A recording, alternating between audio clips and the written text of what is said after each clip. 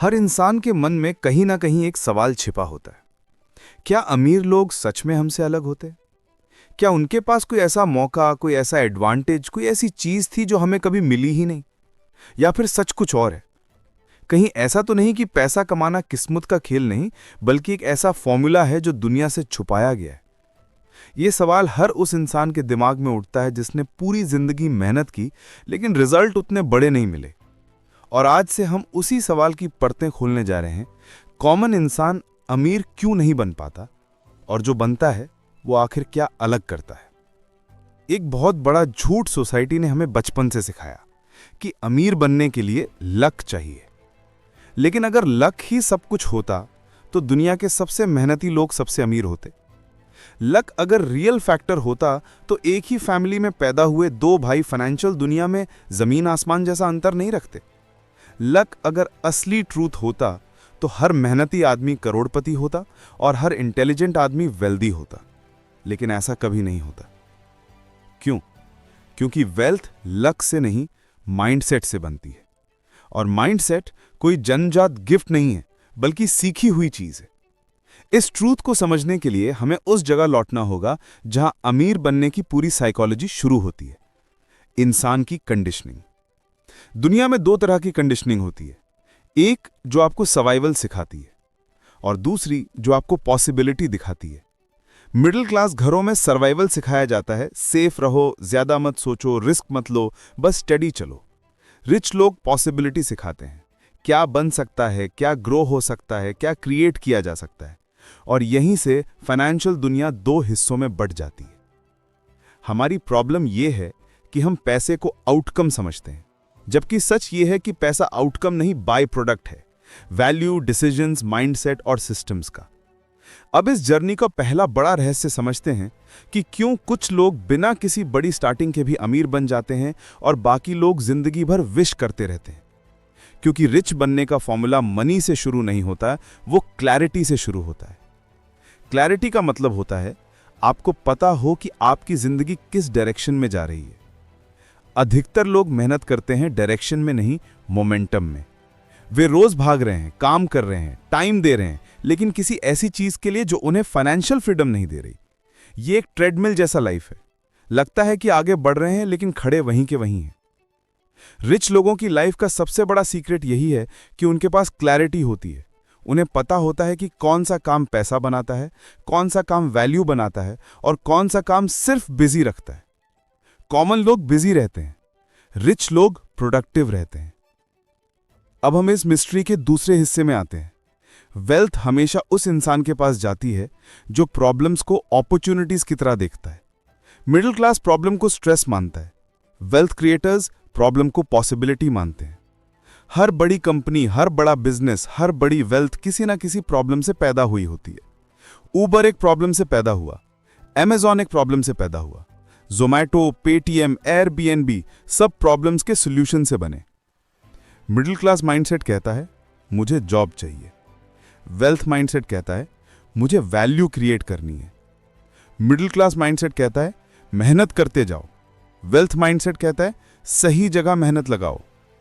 Middle class mindset कहता है मुझे सैलरी चाहिए। वेल्थ माइंडसेट कहता है मुझे सिस्टम चाहिए। और यहां आता है इस किताब का सबसे बड़ा ट्विस्ट।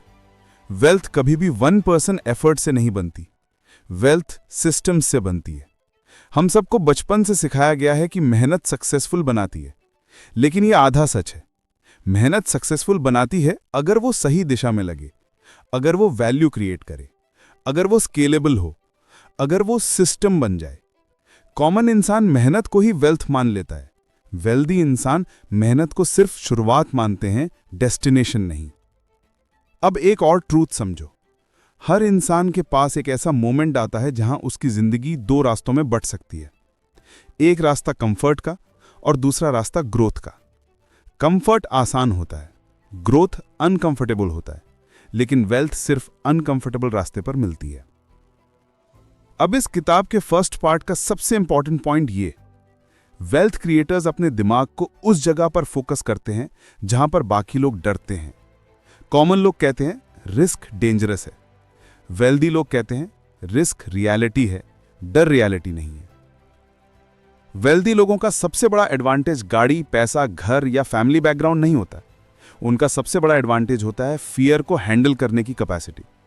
इस कैपेसिटी का कोई शॉर्टकट नहीं है, ये सिर्फ रिपीटेड डिसीजन से बनती है। और अब पार्ट 1 के एंड में एक सवाल जो इस पूरी जर्नी का फाउंडेशन है। अगर वेल्थ लक नहीं, सिस्टम नहीं, मेहनत नहीं, तो फिर असल में वेल्थ किससे बनती है?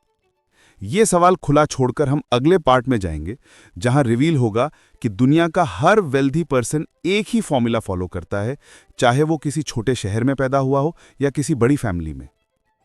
हम अक्सर सोचते हैं कि अमीर लोग कुछ ऐसा जानते हैं जो हम नहीं जानते, लेकिन सच्चाई इससे कहीं ज्यादा सिंपल है और साथ ही कहीं ज्यादा शॉकिंग। वेल्दी लोग किसी जादू पर नहीं चलते, ना ही किसी सीक्रेट शॉर्टकट पर। वे सिर्फ उन रूल्स पर चलते हैं जिनके बारे में मिडिल क्लास सोसाइटी बात ही नहीं करती, और यही साइलेंस सबसे बड़ा अंतर पैदा करता है। पार्ट 2 का असली उद्देश्य यही है, उस फॉर्मूला की पहली परत खोलना जो लक से नहीं बल्कि प्योर अंडरस्टैंडिंग से वेल्थ बनाता है। और यह शुरुआत होती है दुनिया के सबसे अनदेखे ट्रुथ से। वेल्थ प्रिडिक्टेबल होती है अगर आप जानते हैं कि उसे कहां से शुरू करना है। अब सोचो, अगर वेल्थ लक से आती तो दुनिया का हर वो इंसान जो स्ट्रगल कर रहा है वो हमेशा स्ट्रगल में ही रहता। लेकिन ऐसा नहीं है। इतिहास ऐसे हजारों लोगों से भरा हुआ है जिन्होंने ना पैसा देखा था, ना रिसोर्सेज, ना सपोर्ट, और फिर भी एक समय बाद वेल्थ बनाई, क्योंकि उन्होंने एक ऐसा पैटर्न समझ लिया था जिसे सोसाइटी मास लेवल पर इग्नोर करती है। और यही पैटर्न इस किताब का कोर है। अब इस फॉर्मूला की पहली बेस समझते हैं। वेल्थ कभी पैसे से शुरू नहीं होती, वेल्थ डायरेक्शन से शुरू होती है। यह वाक्य सुनने में सिंपल लगता है, पर इसके पीछे पूरी फाइनेंशियल साइकोलॉजी छिपी है। कॉमन लोग पैसा कमाने की कोशिश करते हैं, वेल्दी लोग वैल्यू बनाने की कोशिश करते हैं। कॉमन लोग अपॉर्चुनिटी खोजते हैं, वेल्दी लोग प्रॉब्लम्स खोजते हैं, क्योंकि हर प्रॉब्लम अपॉर्चुनिटी बन सकती है। कॉमन लोग रिजल्ट देखते हैं, वेल्दी लोग प्रोसेस देखते हैं। हमारा दिमाग आउटकम ड्रिवन है, इसलिए हम जब भी रिच बनने की सोचते हैं सबसे पहले पैसा इमेजिन करते हैं।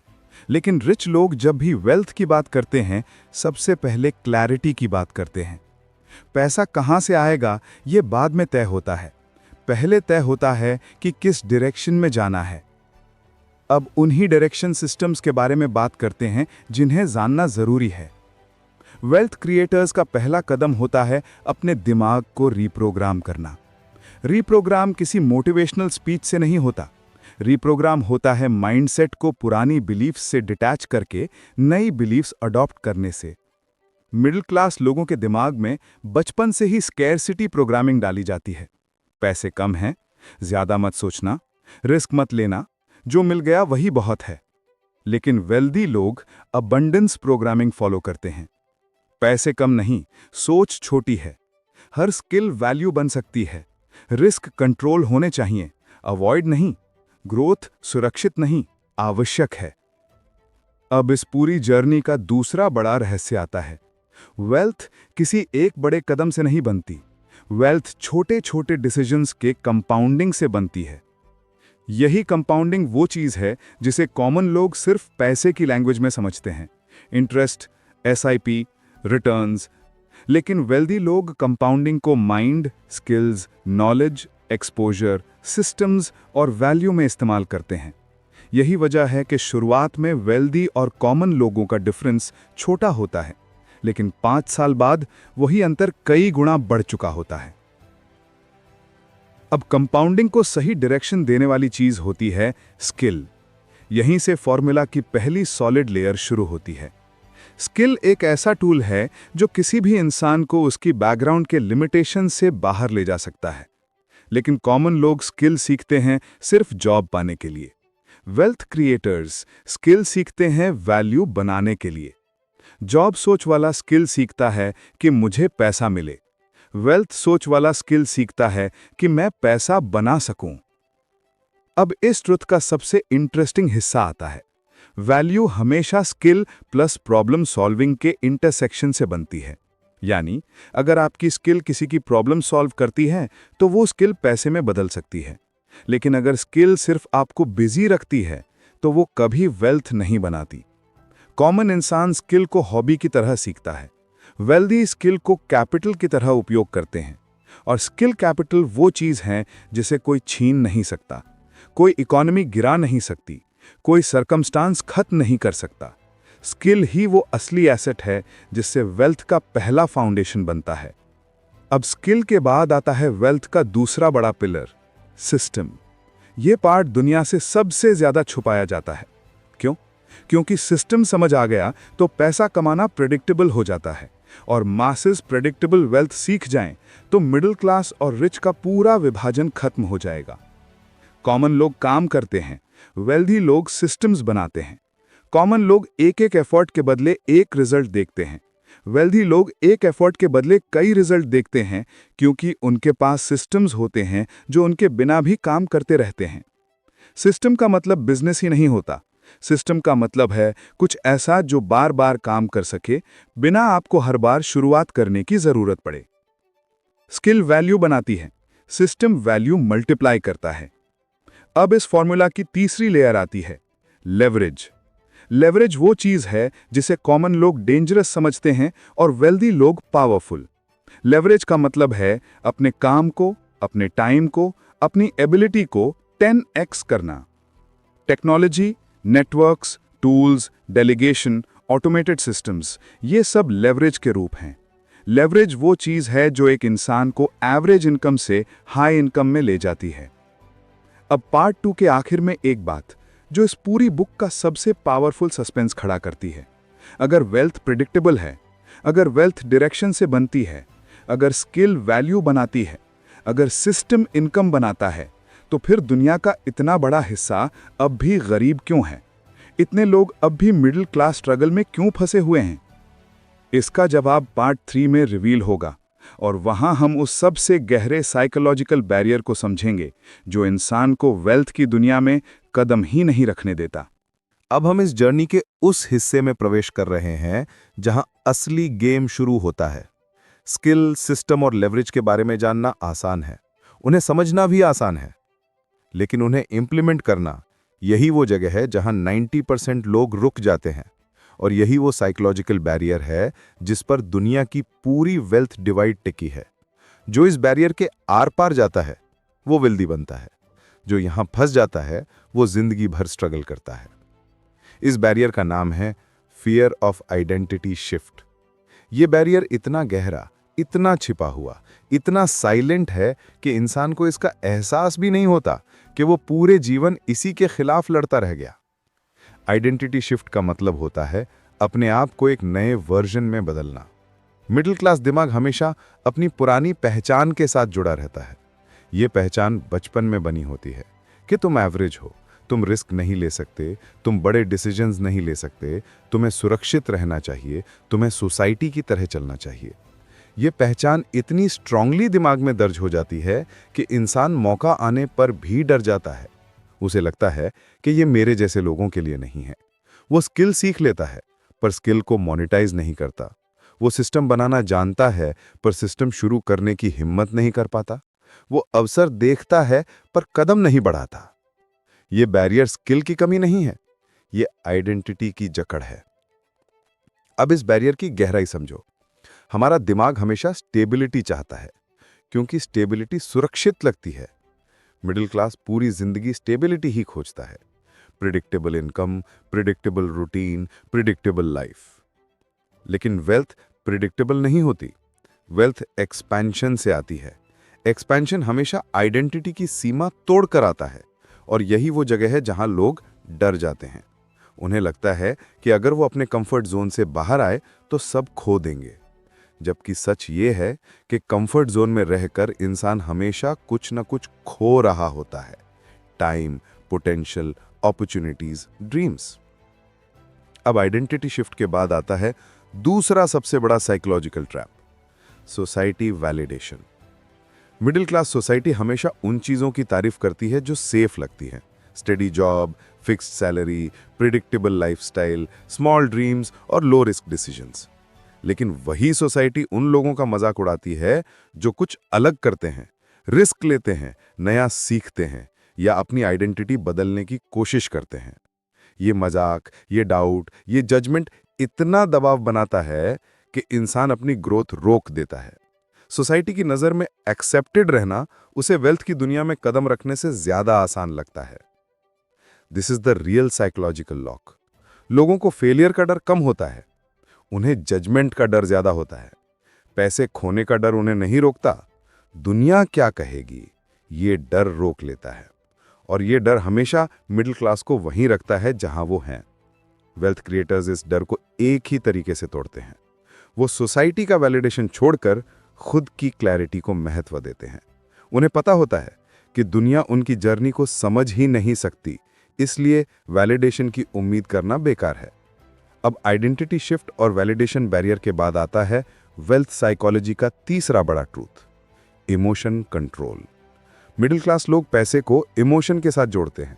पैसा मिलता है तो एक्साइटमेंट बढ़ती है, पैसा गिरता है तो पैनिक शुरू हो जाता है। लेकिन वेल्दी लोग पैसे को डेटा की तरह देखते हैं, नंबर्स जो बताते हैं क्या काम कर रहा है और क्या नहीं। भावनाओं की जगह डेटा, एक्सपेरिमेंट्स, पैटर्न्स और लॉन्ग टर्म पर्सपेक्टिव आ जाता है। यही वजह है कि वेल्दी लोग लॉसेस से नहीं टूटते, लॉसेस से सीखते हैं।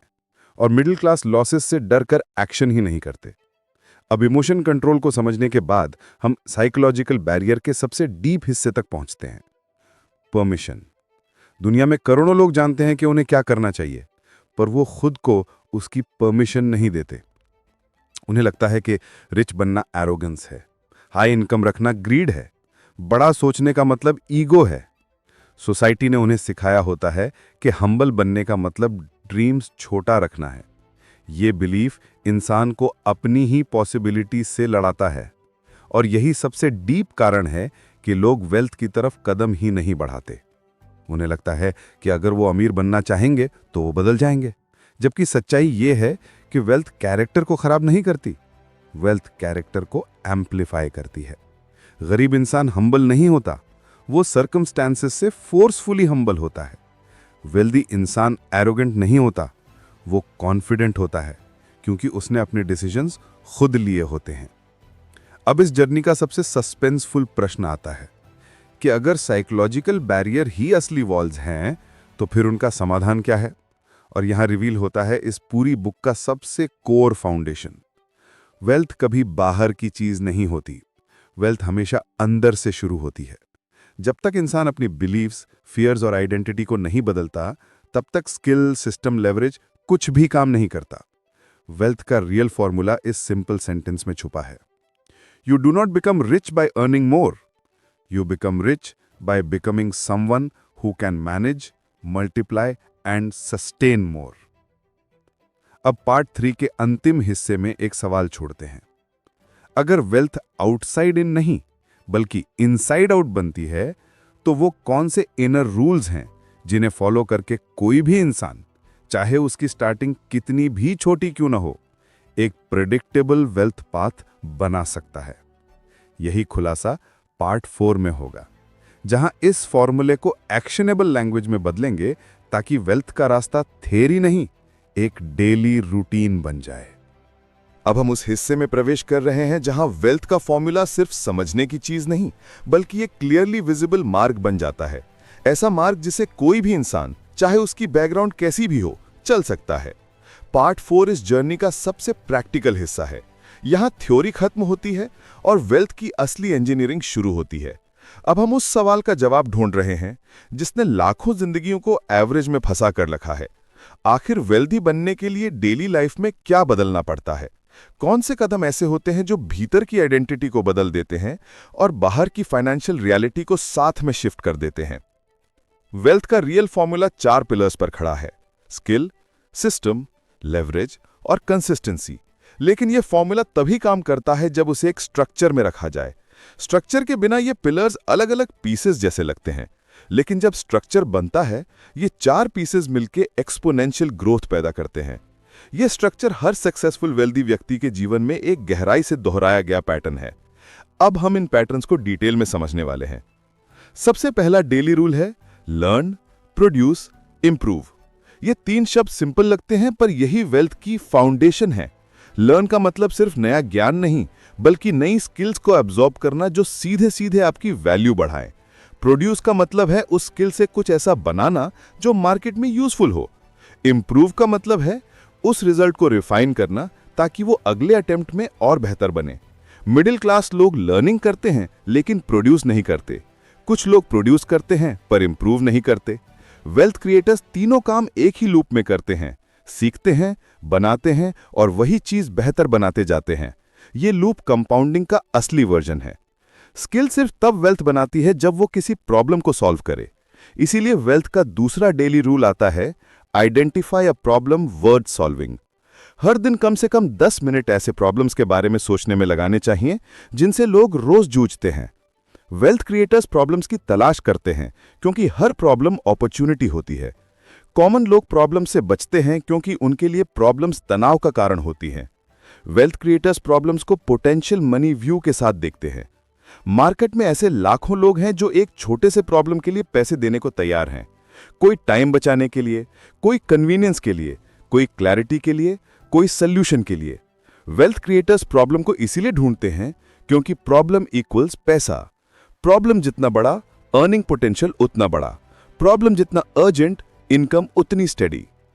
अब सिस्टम की बारी आती है, वेल्थ का तीसरा पिलर। सिस्टम का मतलब सॉफ्टवेयर, ऑटोमेशन, बिजनेस या एम्प्लॉइज भर नहीं होता।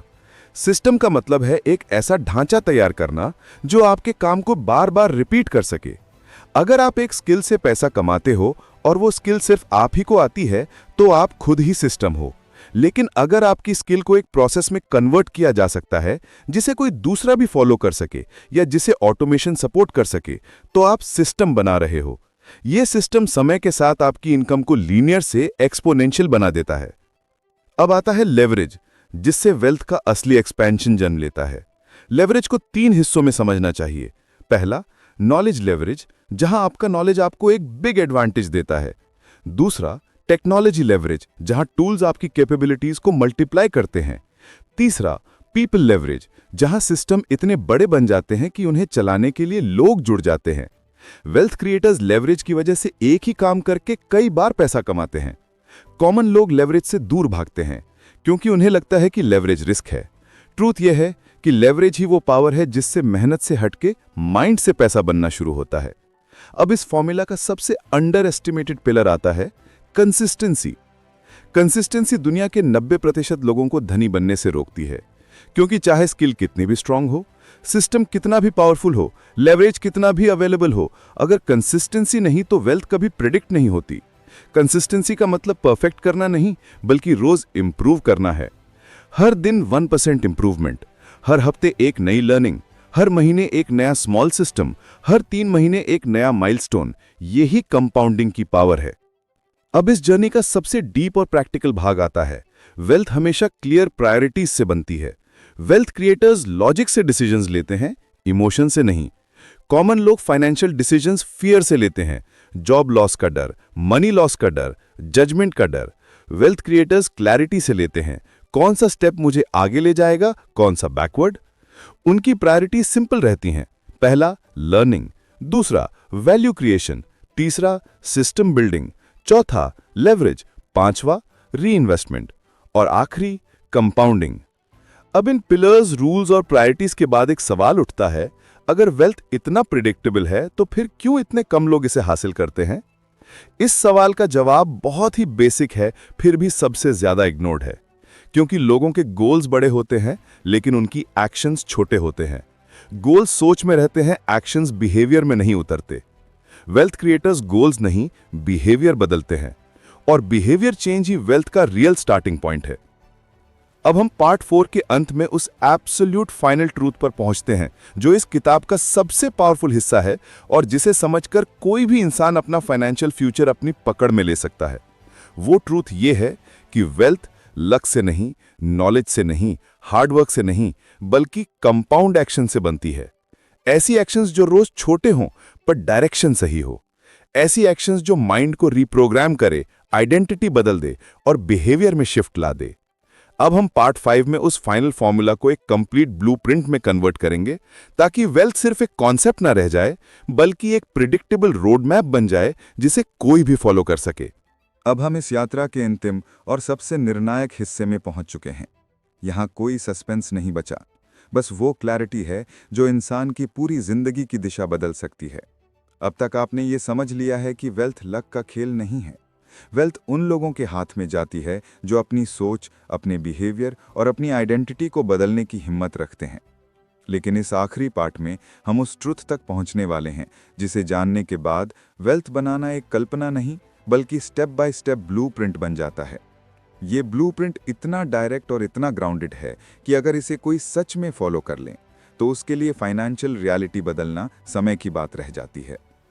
वेल्थ का फाइनल फॉर्मूला अब किसी कॉम्प्लेक्स थ्योरी का विषय नहीं है।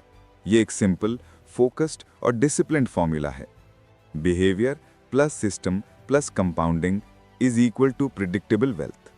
और इस सिंपल इक्वेशन के पीछे सबसे बड़ी शक्ति ये है कि ये हर इंसान पर लागू होती है, चाहे वो किसी भी बैकग्राउंड से आता हो, चाहे उसकी स्टार्टिंग कितनी भी छोटी क्यों ना हो। वास्तविक अंतर मनी में नहीं, क्लैरिटी में होता है। और क्लैरिटी वही है जिससे वेल्थ का असली रास्ता शुरू होता है। अब हम इस ब्लूप्रिंट का पहला कॉर्नरस्टोन समझते हैं, आइडेंटिटी अलाइनमेंट। आइडेंटिटी अलाइनमेंट का मतलब है कि आपकी सोच, आपके गोल्स, आपके एक्शंस और आपके हैबिट्स एक ही दिशा में हों। अधिकांश लोग वेल्थ बनाना चाहते हैं, लेकिन उनकी आइडेंटिटी ऐसे व्यक्ति की होती है जो कंफर्ट चाहता है, रिस्क से डरता है, रूटीन बदलना नहीं चाहता। इस मिसमैच के कारण वेल्थ कभी बनती ही नहीं। वेल्थ तभी पैदा होती है जब इंसान की आइडेंटिटी उस दिशा में मोड़ दी जाए जहां वेल्थ की साइकोलॉजी ऑपरेट करती है। यह आइडेंटिटी शिफ्ट ओवरनाइट नहीं होता। ये धीरे धीरे उस समय होता है जब इंसान अपने छोटे डिसीजंस में नया वर्जन अडॉप्ट करता है। कम से कम डिस्ट्रैक्शंस, ज्यादा फोकस, कम एक्सक्यूजेस, ज्यादा एक्शन, कम फियर, ज्यादा क्लैरिटी। अब ब्लूप्रिंट का दूसरा हिस्सा, स्किल स्टैकिंग। दुनिया के हर वेल्दी व्यक्ति के पास सिर्फ एक स्किल नहीं होता, उसके पास कई स्किल्स का कॉम्बिनेशन होता है। स्किल स्टैकिंग एक्सपोनेंशियल वैल्यू बनाता है। मान लो एक व्यक्ति कम्युनिकेशन जानता है, मार्केटिंग सीखता है और फिर डिजिटल टूल्स में मास्टरी बना लेता है। ये 3 स्किल्स मिलकर उसे मार्केट से कई गुना वैल्यूएबल बना देती हैं। यही स्किल स्टैकिंग वेल्थ का सबसे हिडन एक्सेलरेटर है। आज के समय में सिंगल स्किल रेयरली वेल्थ बनाता है, लेकिन जब 2 या 3 कॉम्प्लीमेंट्री स्किल्स एक साथ काम करती हैं तो इंसान की अर्निंग क्षमता मल्टीप्लाई हो जाती है। यही रिच लोगों की वास्तविक ताकत होती है। उनके पास कोई एक स्किल नहीं, स्किल सिस्टम्स होते हैं। अब आता है ब्लूप्रिंट का तीसरा पिलर, प्रोसेस ऑटोमेशन। एक इंसान की अर्निंग उस दिन लिमिटेड हो जाती है जब वो सिर्फ टाइम के हिसाब से वैल्यू देता है, लेकिन जब वही इंसान अपने काम को प्रोसेसेस और सिस्टम्स में बदल देता है तो वो अपनी कमाई को अनलिमिटेड कर देता है। प्रोसेस ऑटोमेशन का मतलब है ऐसे काम बनाना जो आपके बिना भी चल सकें। Content systems, digital products, automated workflows, repeatable client processes, technology assisted operations. Common लोगों को ये सब कॉम्प्लेक्स लगता है। वेल्थ क्रिएटर्स जिसे स्टेप बाय स्टेप बिल्ड करते हैं, और ये सिस्टम्स टाइम के साथ उस इंसान की अर्निंग को स्टेबल, स्केलेबल और प्रेडिक्टेबल बनाते हैं। अब आते हैं वेल्थ ब्लूप्रिंट के चौथे और सबसे क्रिटिकल हिस्से पर, मनी मल्टीप्लिकेशन। अमीर बनना सिर्फ पैसे कमाने का खेल नहीं है, ये पैसे को मल्टीप्लाई करने का खेल है। मिडिल क्लास लोग पैसा बचाते हैं और यही सोचते हैं कि एक दिन ये बचत उन्हें सिक्योर कर देगी, लेकिन वेल्थ सेविंग से नहीं, मल्टीप्लाइंग से बनती है। मनी मल्टीप्लिकेशन 3 जगह से होती है, री इन्वेस्टमेंट, कंपाउंडिंग और डाइवर्सिफिकेशन। री इन्वेस्टमेंट का मतलब आप अपने अर्निंग्स का एक हिस्सा वापस उस स्किल, सिस्टम या टूर में लगाते हैं जो फ्यूचर में और ज्यादा पैसा जनरेट करेगा। कंपाउंडिंग का मतलब आप लंबे समय तक उसी दिशा में कंसिस्टेंट काम करते हैं ताकि ग्रोथ तेजी से बढ़े। और डाइवर्सिफिकेशन का मतलब एक ही सोर्स पर डिपेंडेंट न रहकर कई सोर्सेज बनाना। इस ब्लूप्रिंट का ये हिस्सा वो एग्जैक्ट मैकेनिज्म है जिससे रिच लोग रिचर बनते हैं, क्योंकि उनका पैसा खुद पैसा बनाना शुरू कर देता है।